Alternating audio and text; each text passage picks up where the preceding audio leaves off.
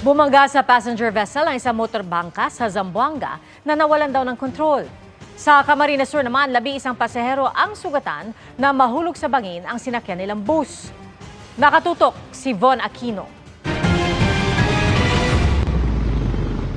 Sa Dumaguete City, sumabit sa kable ng telepono ang 40-foot container van na sakay ng isang truck.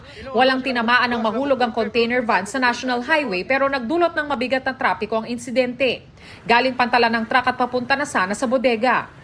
Nahulog naman sa bangin ng isang bus sa may bahagi ng Maharlika Highway sa barangay Impig, Sipocot sa Camarines Sur. Ayon sa driver ng bus, hindi kumagat ang preno habang nasa pababang bahagi ng highway. Kaya idiniretso ng driver ang bus sa gilid ng highway dahilan para mahulog ito.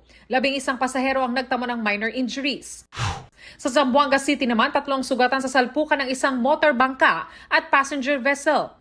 Sa investigasyon ng Philippine Coast Guard, nasira ang makina ng motorbangka. Dahil dito, nawala ng kontrol at biglang nag-accelerate ang bangka hanggang sa bumangga ito. Sugatan ng 3 pasahero ng bangka na sinagip ng sinalpok na passenger vessel. Patuloy ang investigasyon sa insidente. Von Aquino, Nakatutok, 24 Oras.